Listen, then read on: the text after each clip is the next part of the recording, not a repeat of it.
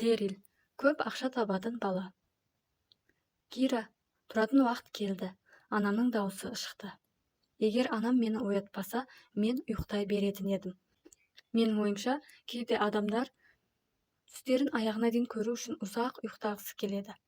Мен төсегімде жатып керілдім.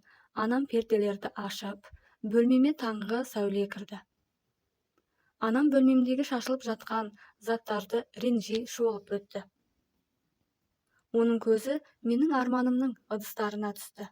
Оларды бірінен соң бірі қолына алып, компьютер және Сан-Франциско деген жазуларды оқығаннан кейін қабағын түйіп,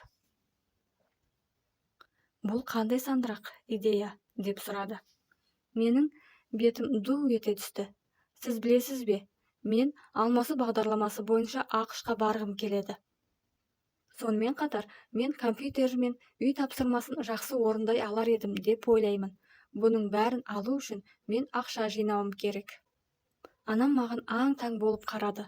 Ол ақша салғыштарымды қолына ұстап тұрған. Ыдыстарымды шайқап көрген. Ондағы тиындар сылдыр ете түсті. Ішінде шынымен ақша бар ма? Деп таңырқады анам. Онда қанша? Маған әңгіме мүлдем ұнамады. 2,5 еуродан деп күбірледім мен. Солай, бір компьютерге 2,5 еуро, және Америкаға бару үшін 2,5 еуро. Бұл жағдай онша ұзаққа созылмайды екен. Анам мырс етіп күлді. Егер сапарға 2,5 мың еуро қажет болса, онда ол ойша санай бастады. Демек, сен ол жаққа 50 жылдан кейін ұша аласың, есептеп шыққасын қарқылдай күлді. Мен анамның маған күлгенін жек көремін. Мен өзіме соншалықты ақымақ болып көріндім. Тіпті көзіме жас келді. Бірақ анам менің жылағанымды көрмесін. Мен шамам жеткенше өзімді ұстауға тырыстым. Бірақ бәрібір жылап қалдым. Сол себепті қатты ашуландым. Анам бөлмеден шығып, әкемді шақырды. Георг, біздің қызымыз қаржы данышпаны екен. Ол жақын арада Сан-Францискоға ұшады. Ха. Мен ашудан өзімді ұстай алмай, дәлізге басымды шығарып, айқай салдым. Ұшамын, көресіңдер, және дәл келесі жылы жазғы демалыста. Сендерге тіпті хат та жазбаймын. Ал сендер қарыздарыңмен қалыңдар. Мен сендерге көмектеспеймін. Мен есігімді тарс жауып, төсекке құлай кеттім. Қатты жыладым. Мен өзіме ашуландым. Үндемеу керек еді. Мен өзімнің жинақ құтыларымды таптап тастауға дайын едім. Күлкілі. Әрине, бұл нәтиже бермейді.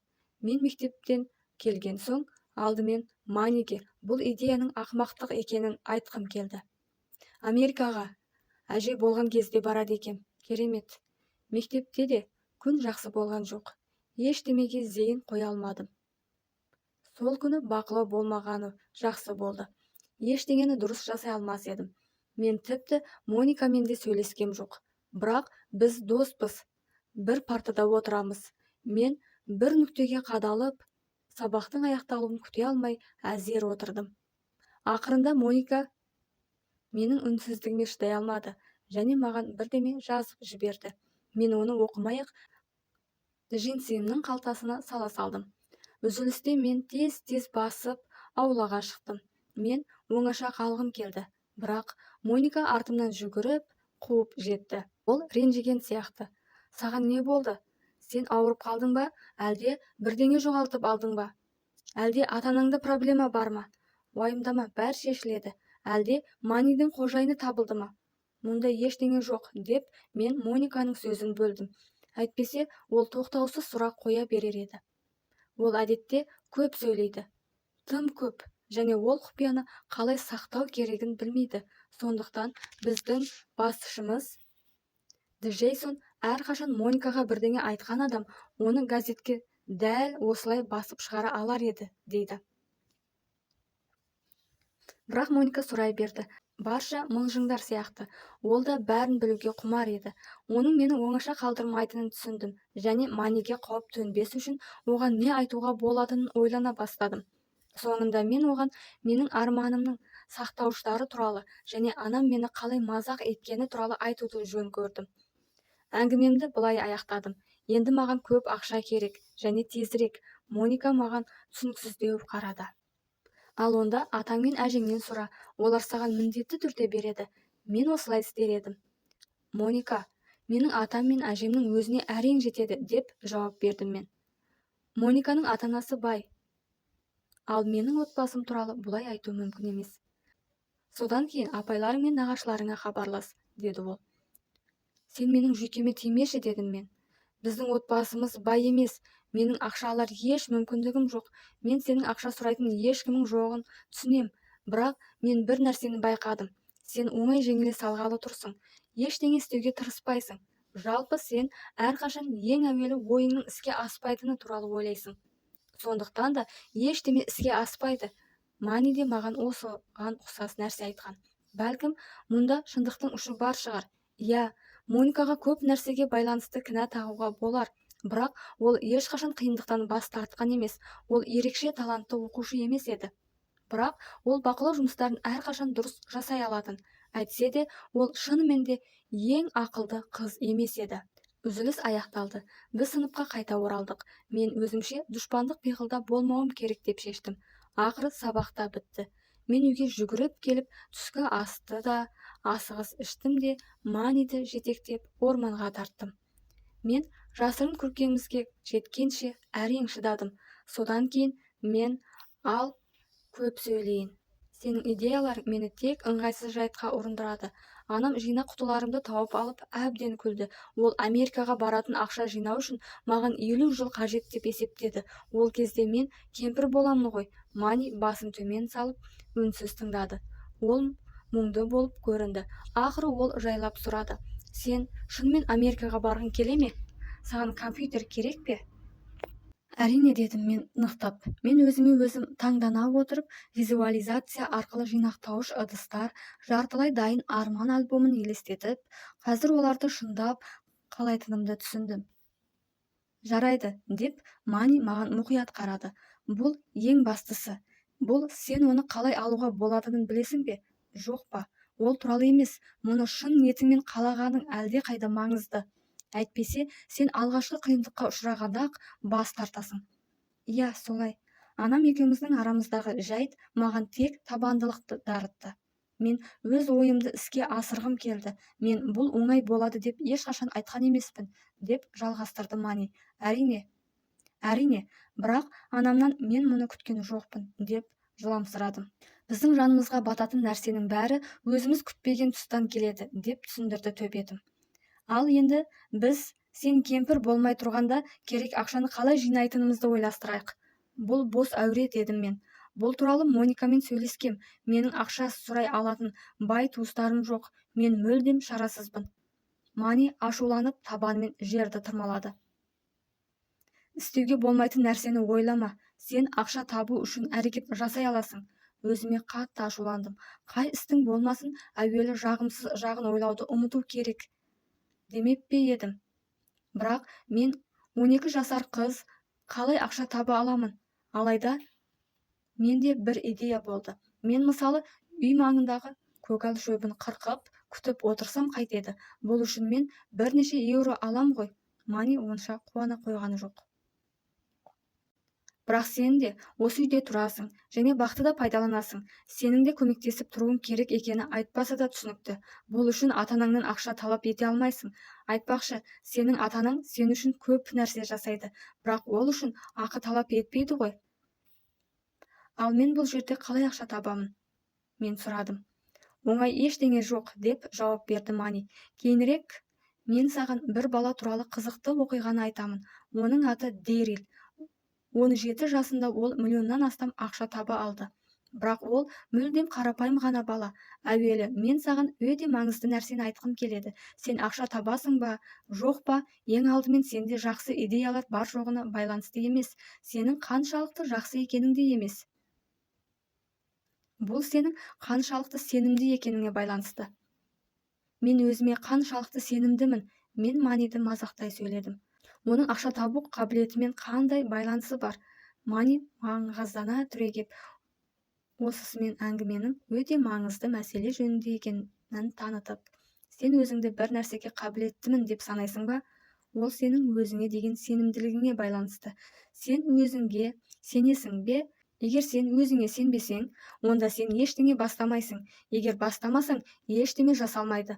Мен оны дұрыс түсінгеніме онша сенімді емес едім, бірақ содан кейін менің ойыма бір жайт оралды. Жақында мен тестке дайындалуды ұмытып кетіппін. Таңертең мектепте сыныптастар маған алдағы жұмыс туралы айтып берді. Мен жаңа нәрселерді тез сіңіре алатынымды білдім. Сондықтан мен алғашқы 2 өнер сабағынан қашып, мектеп ауласындағы орындыққа отырдым да бақылауға дайындалдым. Нәтижесінде мен оны қанағаттанарлық деп жаздым. Егер мен өзіме сенімді болмасам, онда мен сол күні бірдеңе үйренуге тырыспас едім. Керемет деп қуанды Мани. Өзіңе сену деген осы. Ол менің ойымды оқи алатынын тағы да ұмытып кетіппін. Олай емес, мен ақырын күбірледім. Мен өзіме өте сенімдімін дей алмас едім. Дұрыс деп құптады Мани, бірақ оның түзетілуі оңай. Қалай екенін білгің келе ме? Әрине, мен түсіндіремін. Таза дәптер немесе күнделік алды, оны сәттілік журналы деп ата. Және осы дәптерге қол жеткізген жақсы ісіңнің бәрін жазып отыр. Егер сен күн сайын сәттілік журналына кемінде 5 жазба түсірсең, жақсы болады. Айтпақшы, бұл тіпті болымсыз нәрселер болуы мүмкін. Басында саған оңай болмайды. Сен өзіңнен бұны шынымен сәттілік пе деп санауға бола ма, жоқ па деп сұрайсың. Бұл жағдайда сен үнемі иә деуің керек. Оның кемшілігінен зардап шеккеннен гөрі өзіңе деген сенімнің артқаны жақсы. Мани бір сәт ойланып, сонан соң ойын жалғастырды. Ең дұрысы бірден бастау керек. Ал біз кешкі астан кейін кездесейік. Сол кезде мен саған Дэрил туралы әңгіме айтамын. Дэрил туралы оқиғаны дәл қазір тыңдағым келеді. Бірақ мен Маниге көбірек сенем. Ол не істейтін жақсы білетін сияқты. Сондықтан мен келістім. Біз үйге қайтып оралдық. Үйде мен бірден бөлмеме кіріп, ескі химия дәптерін алдым да, одан жазуы бар бірнеше беттерін жұлып алып тастадым. Содан кейін мұқабасына сәттілік журналы деп әдемілеп жазып қойдым. Дәптерді ашып, бүгін қай күн екенін бірнеше бетке жазып, ары қарай жаза бастағым келген. Кеше қандай жақсы іс істеп едім. Дәптер парағына қарап ұзақ отырдым. Ойыма ештеңе түспеді. Сонымен қатар мен өзімнің арманымдағы жинақ құтыларымды дайындаған болуым керек. Бірақ екінші жағынан бұл құтылардың қандай да бір мағынасы барына сенімді емес едім. Ондай болса, бұл туралы жазу керек пе? Содан кейін мен Манидің айтқанын есіме түсірдім. Сен бірдеңе жазуға немесе жазбауға жиі күмәнданасың. Бұндай кезде әрқашан иә деп шешім қабылда. Сондықтан мен жайлап жаза бастадым. Бірінші, мен 2 арман жинақтаушын жасадым. Мен мұның көмектесетініне сенімді болмасам да жасадым. Екінші, мен әр жинақтаушыға 2,5 еуродан салдым. Үшінші, арман альбомын бастадым. Төртінші, бүгін сәттілік журналына жазбалар жасай бастадым. Бесінші, мен көп ақша табуды қолға алдым. Мен босаңсымауға бел байладым. Ақша туралы және оны қалай табуға болатыны жөнінде көбірек білу керек. Жазбаларымды тағы бір рет қарап шыққаннан кейін мен кенеттен сұмдық мақтаныш сезімін сезіндім. Мұндай нәрсені жасайтын балалар аз, бұл анық. Мен тіпті өзіме аздап секемді болып көріндім. Дегенмен барлық ерекше адамдар аздап есуастау болып көрінуі мүмкін. Осы уақытта сабаққа дайындалатын кез келген. Содан кейін біз кешкі ас іштік. Содан кейін Мани екеуміз орманға бардық. Жаз айы, қараңғы түскенше әлі алыс. Кешке орманға баратыным анама ұнамады. Бірақ маған Манимен кедергісіз сөйлесу керек еді. Біріншіден, мен оған мақтанышпен хабарладым. Мен шынымен де сәттілік журналы үшін қолымнан келген 5 нәрсені таптым. Мани риза болды. Мен Манидің Дэрил туралы әңгімесін бастауын асыға күтумен болдым. Ол менің сабырымды тауса бермей, ақыры әңгімесін бастады. Дэрил бірде өз тарихын өзі айтып берген. Мен сол кезде қасында болғанмын. Бәрі 8 жасында бір киноға барғысы келгеннен басталыпты. Ақшасы болмағандықтан сұрақ туындайды. Ата-анасынан сұрай ма, әлде оны өзі табу керек пе? Ол өзім табуым керек деп шешеді. Ол лимонад дайындап, оны өтіп бара жатқан адамдарға сату үшін көше қиылысында тұрады. Өкінішке орай, қыстың суық күні екен. Ешкім лимонад сатып алмайды. Екі адамнан басқа анасы мен әкесі. Көп ұзамай бала белгілі бір табысты кәсіпкермен сөйлесуге мүмкіндік алады. Дэрил өзінің сәтсіздігі туралы айтқан кезде кәсіпкер оған өте маңызды екі кеңес берді. Ең алдымен басқа адамдардың мәселелерін қалай шешуге болатынын ойла. Сонда сен көп ақша таба аласың. Екіншіден, әрқашан не білетініңе, қолыңнан келетініне және өзіңде бар нәрсеге назар аудар. Бұл өте маңызды кеңес болды. Өйткені кішкентай 8 жасар бала әлі жасай алмайтын көптеген нәрселер бар еді. Міне ол көшеде жүріп, адамдарда қандай проблемалар болуы мүмкін және осы мәселелерді шешу үшін не істей алатыны туралы ойлады. Бұл оңай болған жоқ. Оның ойына лайықты ештеңе келмеді. Бірақ бір күні әкесі байқаусызда Дэрилге дұрыс ой салды. Таңғы ас кезінде ол ұлынан оған газетті әкеліп беруін өтінді. Америкада пошташылар газеттерді үйдің алдындағы қоршауға бекітілген қорапқа салып кететінін айту керек. Егер біреу жылы халатпен отырып таңғы ас кезінде газет оқи отырғысы келсе, жылы үйден суыққа шығып, қораптағы газетін алып келу керек. 20-30 метр жер болғанмен жаңбырлы яки желді күні бұл өте жағымсыз. Дэрил әкесіне газет алып келе жатқанда, оған идея пайда болды.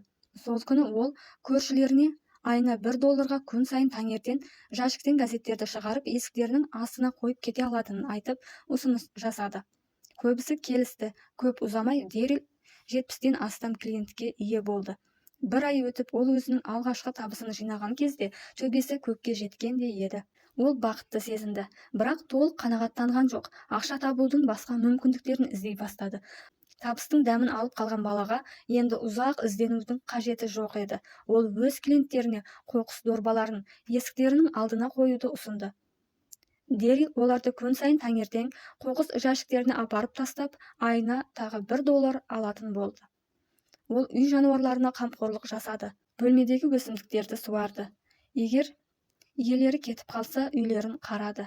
Бірақ ол ешқашан жұмыс істеген уақыты үшін емес, тек атқарған жұмысы үшін ақы төлеуді ұсынды. Осылайша ол одан да көп ақша таба алды. 9 жасында ол әкесінің компьютермен жұмыс істеуді, жарнама жазуды үйренді. Ол сондай-ақ балалардың қалай ақша табуға болатындығы туралы ойына келгеннің бәрін жаза бастады. Ол сондай-ақ балалардың қалай ақша табуға болатындығы туралы ойына келгеннің бәрін жаза бастады. Оның үстіне жаңа идеялары болғандықтан, көп ұзамай Дэрил әжептәуір коллекцияға ие болды. Анасы оған қашан, кімнен және қанша ақша алу керектігін білу үшін есеп жүргізуге көмектесті. Дэрил көмекші ретінде басқа балаларды жұмысқа тартты. Бұл үшін олар Дэрилдің өзіне төленген ақшасының жартысын алды. Көп ұзамай оның қалтасында жеткілікті ақшасы болды. Бір баспагер балаға назар аударып, оны 250 кеңес балалар қалай ақша таба алады дейтін кітап жазуға көндірді. Кітап үлкен жетістікке жетті. Осылайша Дэрил 12 жасында бестселлердің авторы болды. Ол теледидаршылардың көзіне түсіп, көптеген балалар шоуларына шақырыла бастады. Бала экранда өте табиғи көрінеді және көрермендерге ұнайды. 15 жасында ол өзінің жеке шоуының жүргізушісі болды. Енді ол теледидар мен жарнаманың арқасында керемет көп ақша тапты. 17 жасында Дэрил $1 миллион ие болды. Мани өзінің әңгімесін сұрақпен аяқтады. Сенің ойыңша, Кира, оның өміріндегі қай жағдай және қай сәт шешуші болды? Мен әлі де әлгі айтылғандардың әсерінен шыға алмай отырғам. Дэрилдің теледидардағы табысы шешуші болды деп жауап бергім келді. Бірақ оның кітабы болмаса, ол теледидарға түспес еді. Ал ақша табу қабілеті болмаса, ол кітап жазбас еді. Мани менің ойымды бөлді. Дұрыс, бәрі де Дэрилдің қолынан келетін, білетін және қолында бар нәрсеге назар аударуынан басталды. Бұл оның баланың көптеген ересектерге қарағанда әлде қайда көп ақша таба бастауы үшін жеткілікті болды. Ересектер көбінесе өмір бойы негізінен не істей алмайтынына, не білмейтініне және қолында не жоқ екеніне назар аударады. Демек, бұл тағы да өзіне сену мәселесі деп ойладым мен. Америкада балаларға әрине бәрі оңайырақ. Мани кенет қатты үре бастады. Мен қорқып кеттім. Өйткені ол ешқашан өлмейтін, бізге бір қауіп төнген жоқ па? Бірақ ерекше ештеңе көрінбеді. Содан кейін мен жаңағы сөзімді есіме түсірдім. Мен өз тілімді қыршуға шақ қалдым. Өйткені мен тағы да істемеуім керек нәрсені істеппін. Қолымнан келмейтін және менде жоқ нәрсеге назар аударыппын. Мен Америкада тұрмаймын, бірақ мұнда да мүмкіндіктер болатыны сөзсіз. Мани ризалықпен күңкілдеді. Тамаша, енді екеуміз де бір галета таптық. Мен дереу қалтамнан галета шығарып итке бердім. Ол оны рахаттана жеп алды. Мен кенет жігерленіп кеттім. Ақша табудың амалы міндетті түрде табылады. Мен Манидің мойнын сипалай, еркелетіп қойдым. Ол риза болғаны сонша мысықтарша мырылдай жөнелді. Бірнеше минуттан кейін біз үйге қайттық.